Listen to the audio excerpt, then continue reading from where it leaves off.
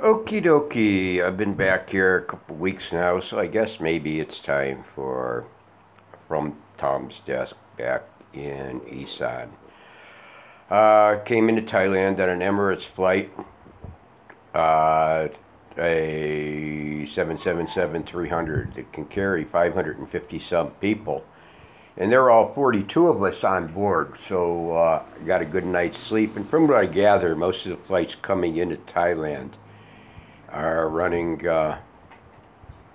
not much more crowded, and from what I hear from people coming in. But anyhow, uh, got into Thailand. I did have no trouble picking up the DJI Phantom 3, which I, weather permitting, there's been a lot of rainy days, been getting up in the air and gaining some confidence in and learning a bit. And the big bugger is seeing a screen. I mean, with the sun and all that, and I contacted the DJI, what you call it, down in Bangkok, and they've got sunscreens, or sort of the box that fits around them. They're out of them. And as soon as they order one, or as soon as they get them in, I'll have one on order. But other than that, I'm quite, Pat Phnom was the place where I really saw, a still picture from up above where you could see the courtyards, inner and outer courtyards, and everything around the tot. It gives a whole much more useful perspective to the thing, and in some cases it's just another perspective. In a number of cases it's a lot better view. To get a few hundred feet up and shoot down the Mekong River gives people, it adds, a bit of depth to the thing, so you can actually see how wide the river is in some places and things like that. Anyhow, none of the potholes that covered the roads in Isan for so long seem to have been stolen or missing. And from what I see, the kids, I've been a couple places where there have been kids running around, with their school teachers and all that. Manners haven't improved. The state of education doesn't have appeared to have improved. The infrastructure is still, totally screwed. And until, the thugs that have run this country, whether elected or self-appointed, in the past decades, are ever held responsible for those things they do and don't do, to steal the future of a kid and not seeing that he's educated. And the lip service goes on and on about they're doing this to improve this, they're doing this to improve that, they're going to do this. Nothing improves. And the last report I saw, that at best, that the secondary school graduates in this country are 41, at best, 41% literate in their own language. As a matter of fact, the second most spoken language in Thailand is Thai. And Lao, the Lao speakers outnumber the Thai speakers by, I forget what the percentage is.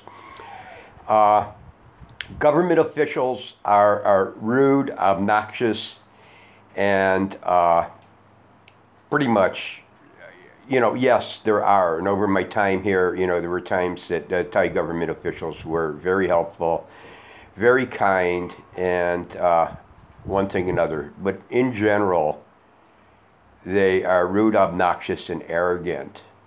And because the people are taught the way they are, they don't stand up to these thugs, government thugs in uniform, and continue to get screwed over by these people. To include, I had to do my Thai credit card had run out, and it arrived while I was gone, and dang, not knowing what to do, just destroy the thing. And I had to call a company, to arrange. And the woman who talked to me believed she spoke English. She really believed she spoke English, and she didn't. And when I asked her, what language she was speaking, it got even worse. It's a sad thing about this country, because there are some highly intelligent people. There are some people that could be highly skilled. They're just beaten down by the system. We sat, I went to Thap Phnom last Thursday and stayed there Thursday, and Dang joined me on Friday. And then Saturday we went down to Mukdahan, and I shot some stuff at Poopadoop and a couple other places. And along the way I stopped places, to say hi to people I've known, and stopped at their shops over the year and have, to have an orange juice or pick up a bottle of water and whatever. And the villages are riddled with potholes and things like that. And, people talking about the people who have been injured, the people that have been hurt, the people that have died as a result of these potholes. And the fix is at best temporary because they don't do it properly. So I used to call it the pothole was stolen because, it's gone for a couple of weeks, but they always seem to, get brought back. And, it's a danger. It's a danger, and it doesn't need to be that way.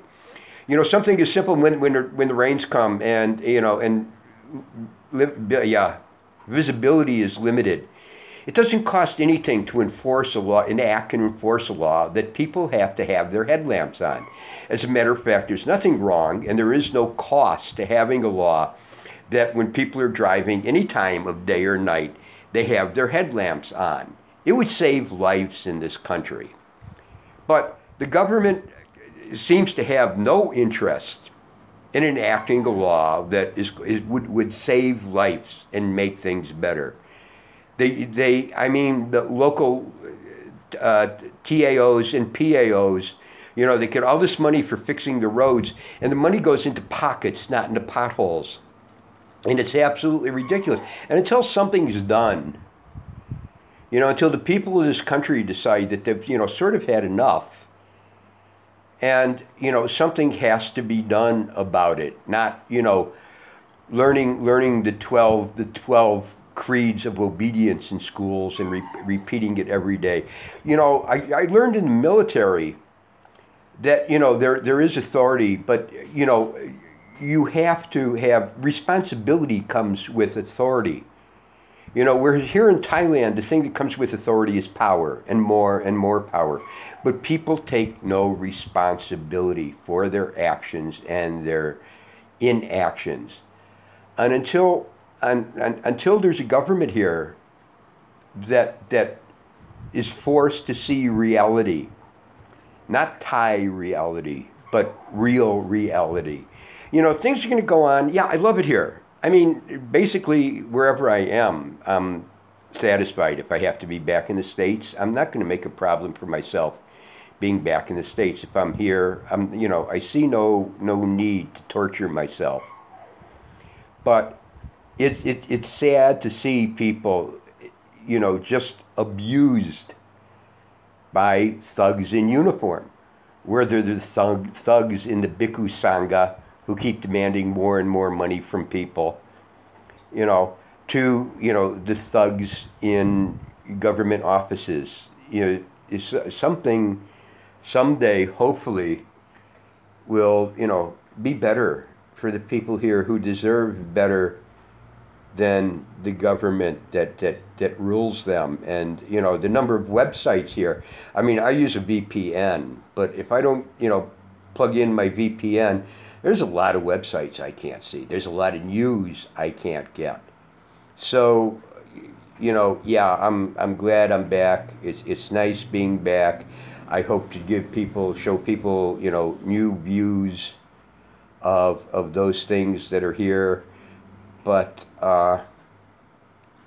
things certainly haven't gotten better the nearly 18 months I've been gone, both in the infrastructure and in the quality of life or standard of living here. Anyhow, that's it. I'll be continuing to show you Isan from above. I hope to be ready for the boat races in Mukdahan, to get out there and get some video of the boat races and to get some video of the parades from up above. So you all take care. I look forward to new posts at Isan Live, and looking forward to talking to y'all again now and then. So take care. Bye.